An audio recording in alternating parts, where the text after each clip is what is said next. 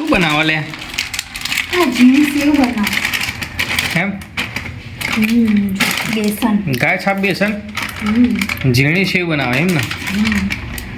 Okay. લહણ છે આટલું તું ફોલ્યું?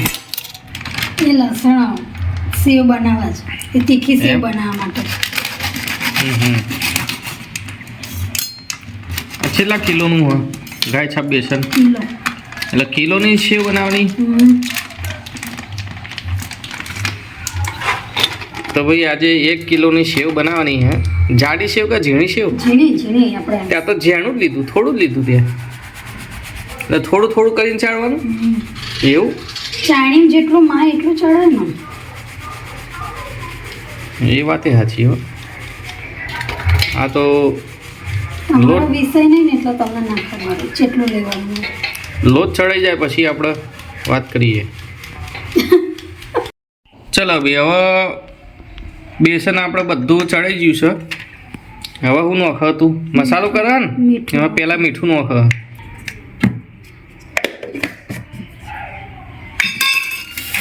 આ જો મસાલી ગયા.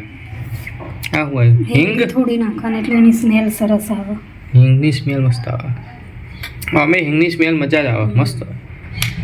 હળદર નાખવાની પીળી થાય સેવ. સેવ થોડી પીળી કરવી હોય તો હળદર નાખવાનું. સેવને લીલી કરવી હોય તો ફુદીનો નાખવાનું. નખાય ને ફુદીનો? ફુદીનો નખાય, પાલક નખાય. તો નોક આ વખતે તો સેવ પડે નહીં બરાબર? ના હું આવી પડે એવું કશું નહીં. સોડા હે? સોડા. ચાલ સોડા આવે દેખાય. Baking soda. ટાટા ખાવાનો સોડા ખાવાનો સોડા એ થોડો નાખવાનો. થોડું જ નાખવાનું, વધારે નહીં. નકર વધારે ફૂલે ના તો ફૂલા નહીં તો ખારી લાગે, કાળી થઈ જાય. કાળી થઈ જાય સેવ. મજા ના આવે. હવે તેલ નાખી જુઓ. બસ બહુ ના હોય. તેલ થોડું જ નાખવાનું, બહુ નહીં. અમે આ તેલમાં જ જવાની સેવ. પછી આ લહણ વાટેલું ચાણા નાખવાનું. એ તો આ સેવમાં નહીં તો બીજી સેવમાં નાખ. બીજી સેવમાં હવે બધું મિક્સ કરી દેવાનું હે ને? જો હવે લોટ બરાબર મિક્સ થઈ ગયો હે એટલે જે આપણે જે મસાલો નાખ્યો હતો એ બધો મિક્સ થઈ ગયો એટલે હું એક જગ્યાએ રહે નહીં. હવે આપણે આની અંદર શું નાખવાનું ભાઈ? પાણી. આ પાણી નાખ્યું. પાણી નાખી આ લોટ બરાબર બાંધવાનો. જો મિત્રો મસ્ત મજાનો લોટ બંધાઈ ગયો. જો બરાબર. હવે આને શું કરવાનું? સેવો પાડવાની. એમ આજે થોડું થોડું દેખાય ને લોટ? હા એ તો મસળાઈ જશે. હજુ પાડીશ ને ત્યારે હું ફરીથી લોટ મસળીશ. બરાબર બરાબર. પાણી લઈને થોડું પાણી લઈને ચીપલા મશીનની અંદર નાખવાનું હોય ને એ વખતે થોડું લઈને એ પ્રમાણે કરવાનું સેટિંગ. જો ભાઈ સિંગ તેલ ચડાવી દીધું છે ને આપણો ઝીણી સેવનો લોટ એ તૈયાર થઈ ગયો બરાબર. એટલે આમાં અજમો ચમ ના નાખ્યો ત્યાં? મોડી સેવ એટલે મોડી સેવમાં અજમો ના આવે નહીં? ના. બરાબર. તો દોસ્તો તમે તમારા ઘેર કયું તેલ વાપરો છો એ કોમેન્ટ બોક્સમાં જરૂરથી જણાવજો. અને તમારા મતે સૌથી સારામાં સારું તેલ કયું? સિંગ તેલ, કપાસિયા તેલ કે સૂર્યમુખીનું તેલ, સનફ્લાવર? એ કોમેન્ટ બોક્સમાં જરૂરથી જણાવજો. તો દોસ્તો જુઓ સેવો પાડવાનું મશીન આવી ગયું છે. જુઓ ગોળ ગોળ ફરતું હળી કાઢતું આવી ગયું મશીન. જુઓ જુઓ હવે આ મશીનની અંદર જે એને શું કહેવાય? જાળી. એ નહીં, આ જે તું ગુલ્લા બનાય ને, હા ગુલ્લા. હવે આ મશીનની અંદર જે ગુલ્લા બનાવવામાં આવશે એ થોડા ગુલ્લા બનાવીને ઓની અંદર નાખવાના બરાબર. એટલે અંદર હાથ ના નાખ બળે નહીં બહુ ગરમ. જો પેલા મશીનની અંદર તેલ આવી રીતના લગાવવું પડે એટલે જે લોટ હોય ને એ ચોટી ના જાય. જો બધી બાજુ આ રીતે તેલ લગાવી દેવાનું તો લોટ ચોટી ના જાય અને સરળતાથી બહાર નીકળી જાય. આપણે જે ગોળ ગોળ ફેરવીએ એમ સરસ મજાનું અંદર લોટે ચોટી ના જાય. એની આ જાળી, આ નાની જાળી એને આગળ પાછળ તેલ લગાવી દેવાનું. અંદર ફિટ કરી નાખી જો જાળી. અને આ ઉપર ઢાળ મૂકવા. ના ઉપર મૂકવા એટલે- હા ના ઉપર મૂકવાનું.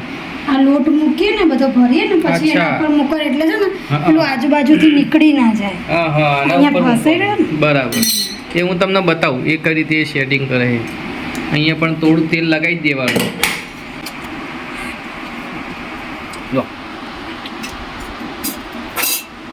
જો પહેલા તો પોણીવાળો હાથ કરવાનો.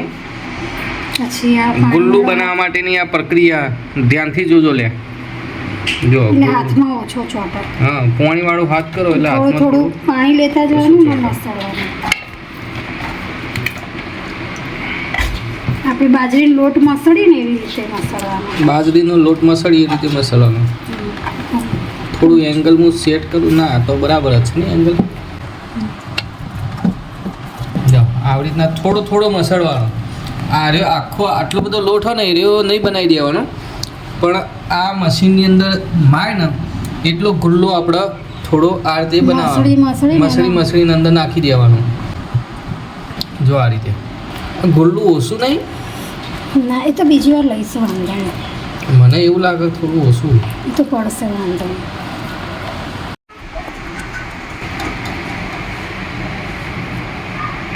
આ મશીનની અંદર હવે ગુલ્લું નાખવામાં આવે. જુઓ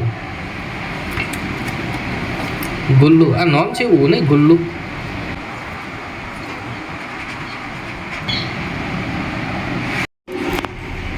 તો દોસ્તો હવે આ મશીનની અંદર બરાબરનો લોટ નાખી દીધો હોય, બાંધેલો લોટ નાખી દીધો હોય. હવે એના ઉપર આ એક નવી પ્રક્રિયા કરી છે. થોડો લોટ કાઢવો કાઢ નાખ. ના આવી જશે. હવે આના પર આવી ચડાય. હવે આના ઉપર આ ચડાવી દેવાનું છે. જો આ રહ્યું.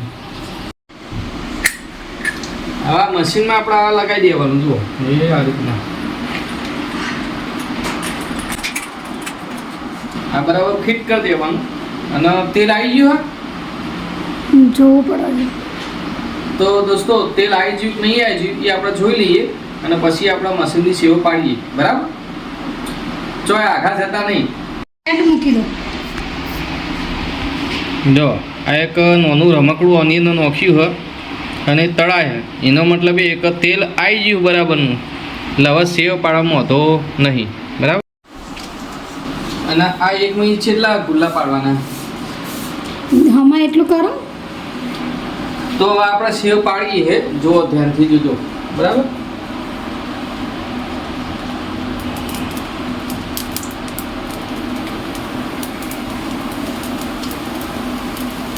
બસ બહુ નહીં પછી.